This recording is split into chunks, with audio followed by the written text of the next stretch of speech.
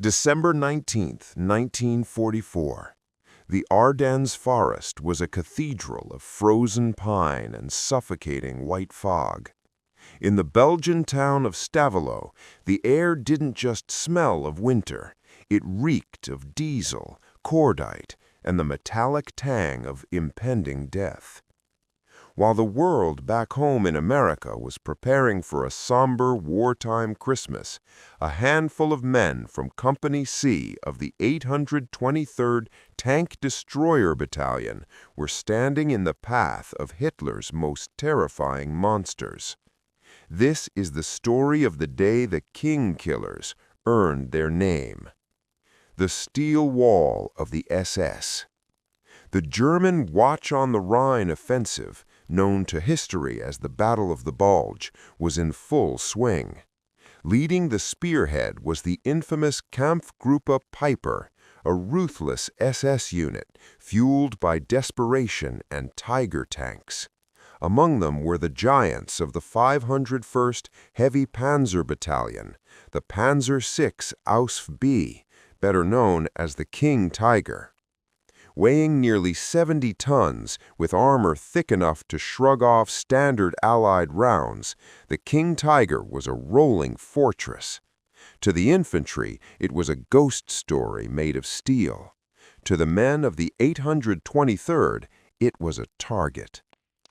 The men of Company C.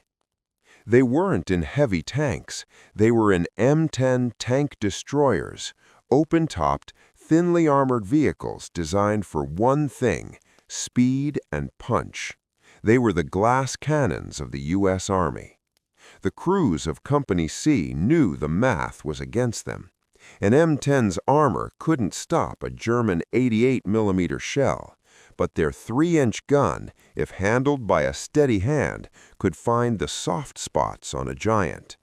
As the fog began to lift over the Amblev River near Stavelot, the ground began to vibrate. It wasn't an earthquake. It was the rhythmic clatter of wide tracks and the roar of Maybach engines. The ambush at Stavelot.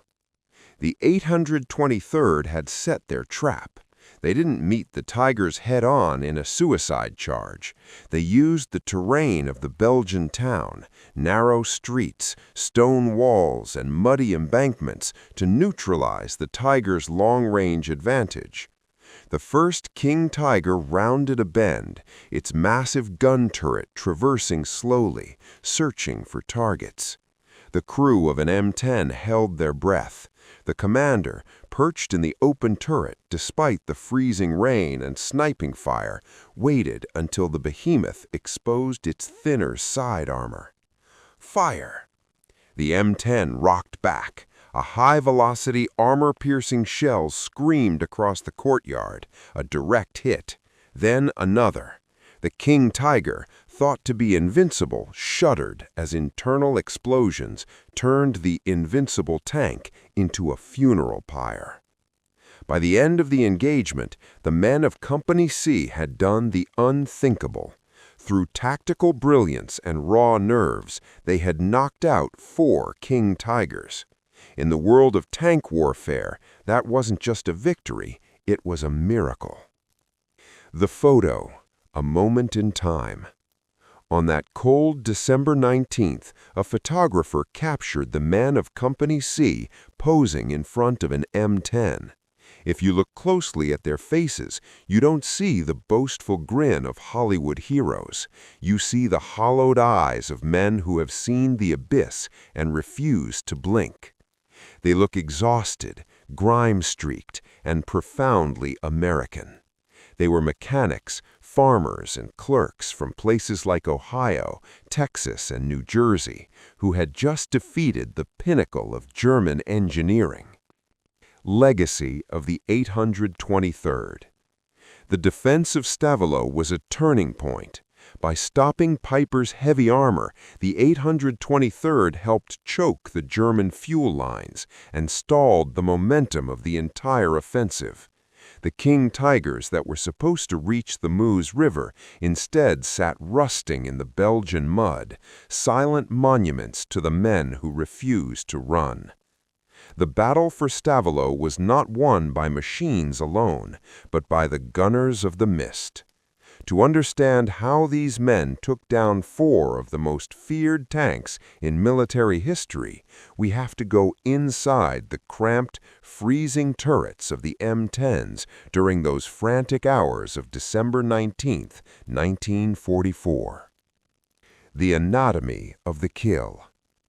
The M10 tank destroyer was a specialized tool. Unlike a standard Sherman tank, it had an open top. This meant the crew was exposed to the biting Belgian snow and, more dangerously, to German mortar fragments and snipers. But it gave them one massive advantage: visibility. While the German commanders inside their King Tigers were peering through narrow, fogged-up glass periscopes, the men of the 823rd could hear and see everything. They heard the clack, clack, clack of the Tiger's tracks long before the tanks appeared through the haze. The duo in the streets. The engagement at Stavelot was a nightmare of close-quarters combat. A King Tiger was designed to kill from a mile away on an open plain. In the tight, winding streets of a Belgian village, it was a blind giant. The 823rd used a shoot-and-scoot tactic. One M10 would fire from behind a stone house, the shell slamming into the Tiger's drive sprocket to track it, immobilizing the beast. As the Tiger's massive turret began to turn towards the source of the fire, the M10 would reverse at high speed, disappearing into an alleyway. Meanwhile, a second M10, positioned at a flank, would deliver the killing blow into the Tiger's rear engine compartment. By noon on the 19th, the road leading through Stavelot was a graveyard of German steel. 4 King Tigers, each weighing as much as 3 M10s, sat smoldering, their crews forced to bail out under heavy American machine gun fire. The faces behind the gun. When Company C gathered for that famous photograph later that day, the adrenaline was still surging. Among them were men like Sergeant Arlo Garrett and Corporal Robert H. Robb. These weren't professional soldiers by trade. They were citizens who had been trained to master the complex ballistics of the 3-inch gun. In the photo, the M10 stands as a backdrop.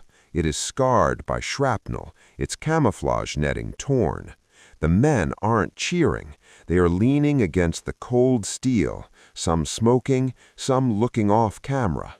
They knew that while they had won the day, the Kampfgruppe Peiper was still lurking in the woods, and the Battle of the Bulge was far from over. Why Stavelot mattered. If the King Tigers had broken through Stavelot, they would have had a clear run to the massive Allied fuel dumps just miles away. The German army was running on fumes. They needed American gasoline to reach Antwerp. By knocking out those 4 tanks, the 823rd didn't just win a skirmish, they helped starve the German panzer divisions of the fuel they needed to sustain the invasion. The King Killers of the 823rd Tank Destroyer Battalion proved that courage and tactical cunning could overcome even the most terrifying technology of the Third Reich. As the smoke cleared from the streets of Stavelot, the silence that followed was even more haunting than the roar of the 88mm guns. For the men of the 823rd Tank Destroyer Battalion, Company C, the victory was sweet, but the cost of the Bulge was beginning to settle into their bones. The Grey Goose and the Aftermath. The M10 in the photograph, often nicknamed the Grey Goose by some crews, stood as a silent witness to the carnage. Around it lay the debris of a retreating superpower, German helmets, burnt-out Volkswagens, and the massive, hulking remains of the King Tigers. One of the Tigers knocked out by the 823rd sat perched precariously near a bridge. Its barrel was scorched, a testament to the internal cook-off that happens when a shell hits the ammunition rack. For the American crews, seeing these giants defeated was a psychological turning point. They realized that the invincible Tiger was just metal and oil, and it could be bled. The Midnight Watch. The night of December 19th was one of the coldest on record in the Ardennes. The temperature plummeted well below zero. Because the M10 had an open turret, the men couldn't use heaters. The glow would give away their position to German Brandenburgers, infiltrators, prowling the woods. The crews took turns sleeping in shifts of 2 hours. They wrapped themselves in oil-soaked tarps and huddled near the engine block of the M10, trying to steal the last remnants of heat from the radiator. Every crack of a frozen branch in the woods sounded like a German grenade. Every gust of wind sounded like a Tiger's engine. The unsung heroes, the maintenance crews. While the gunners and commanders get the glory in the history books, the story of the 19th of December isn't complete without the grease monkeys. During the height of the battle, the 823rd's maintenance teams worked under fire to repair jammed turret gears and ruptured fuel lines. Without them, the M10s would have been sitting ducks. They worked with bare hands in the freezing slush, their skin often freezing to the metal wrenches. It was this blue-collar grit that kept the 823rd in the fight while the German supply lines were collapsing behind them. A message to the home front. Back in the United States, the headlines were grim. The Bulge was being reported as a potential disaster. But if the families of the men in Company C could have seen that photo, taken on that very day, they would have seen the truth. They would have seen that the American spirit wasn't breaking, it was hardening. These men weren't just tank destroyers, they were the barrier between a free world and a dark age. Beyond Stavelot, the long road to Germany. The 19th of December was just one day in a month-long struggle, but for the 823rd, it was their defining hour. They would go on to cross the Ruhr River and eventually the Rhine, pushing into the heart of Germany, but they would always be remembered as the men who stood their ground at the bridge in Stavelot. The King Tigers they destroyed that day would eventually be towed away, some to be studied by Allied intelligence, others to be melted down for scrap. But the photograph remains, a frozen second in 1944, when a group of ordinary Americans did something extraordinary. The dust of the Ardennes eventually settled, but the echoes of December 19, 1944, followed the men of the 823rd for the rest of their lives. When the war in Europe finally ground to a halt in May 1945, the survivors of Company C began the long journey from the charred ruins of the Third Reich back to the quiet towns of America. The silent return. For many of the men in that famous photograph, the transition was jarring. They traded the grease-stained coveralls of a tank destroyer crew for flannel shirts and business suits. They went back to being the postmen, the factory workers, and the fathers they were before the world went mad. Surprisingly, many of them didn't talk about Stavelot. To their neighbors in Iowa or Pennsylvania, they were just vets who had been over there. Most of their families had no idea that their humble fathers had once stared down 70-ton King Tigers with nothing but a thin sheet of steel and a 3-inch gun between them and oblivion. The mystery of the photograph. For decades, the photo of Company C became a staple in military history books, often used to illustrate the grit of the American TD, or Tank Destroyer Battalions. But for the men in the picture, it wasn't a historical artifact. It was a memory of the coldest day of their lives. In later years, reunions of the 823rd would see these aging men sitting around tables, looking at that black and white image. They didn't focus on the tanks they destroyed. Instead, they pointed to the faces of the friends who didn't make it to the Rhine. They remembered the taste of the K-rations they shared in the snow, and the way the M10's engine sounded when it finally turned over in the sub-zero Belgian morning. The final reckoning: Tigers versus TDs. History has a way of romanticizing the losers. For years, the King Tiger was hailed as the king of the battlefield due to its sheer size and power. But the story of the 823rd at Stavelot serves as a permanent correction to that narrative. The battle proved that, 1. Technology is nothing without logistics. The Tigers ran out of fuel. The M10s kept moving. 2. Armor is nothing without visibility. The open-topped M10s saw the enemy first.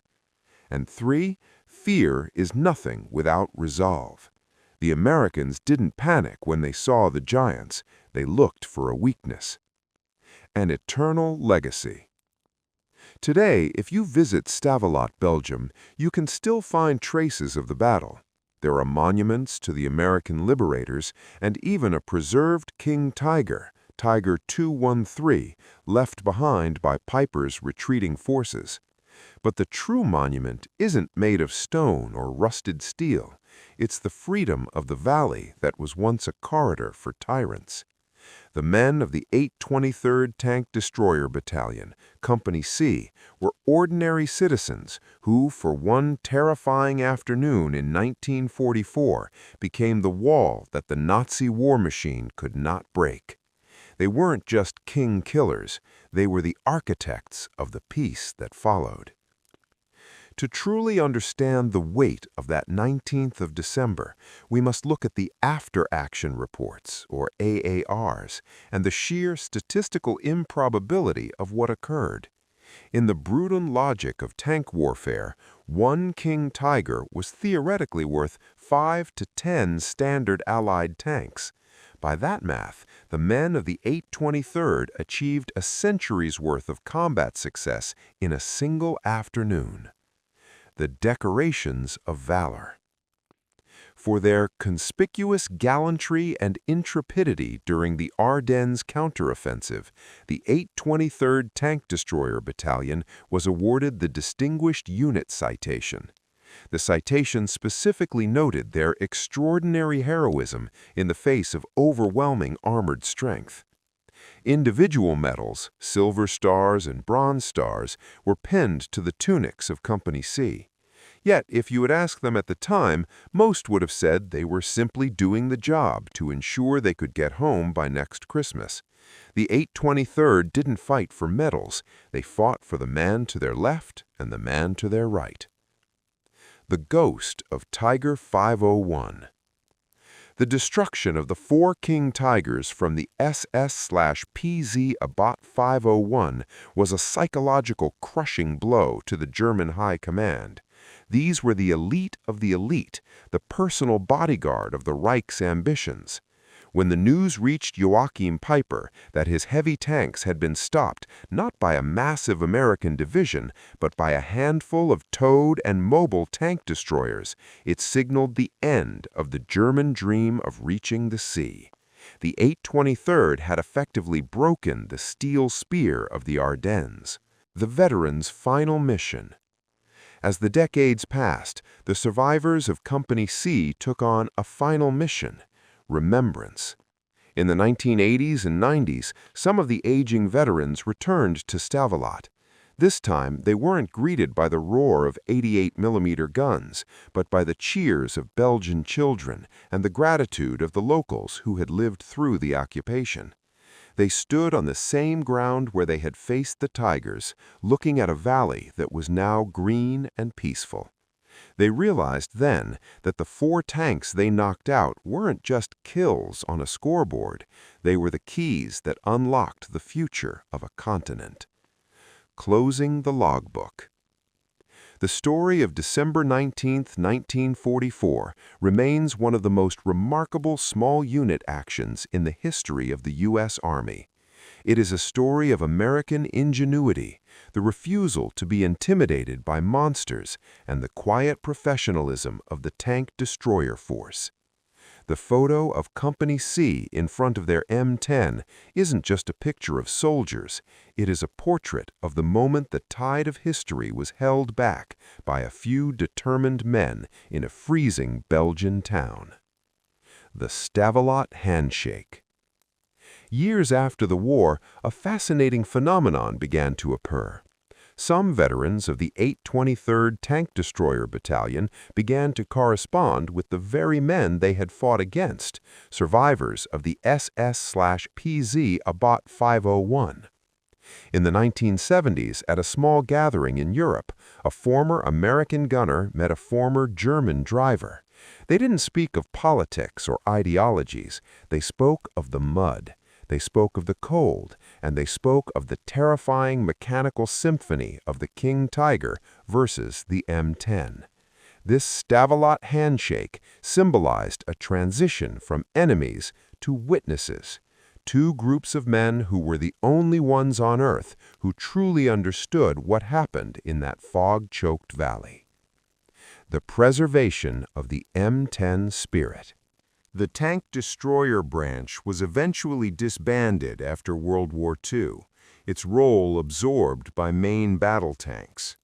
However, the 823rd's tactical doctrine, the idea of using speed, camouflage, and precision to defeat a heavier foe, became the foundation for modern anti-tank warfare.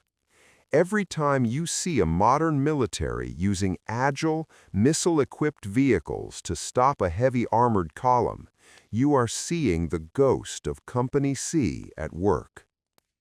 The final roll call.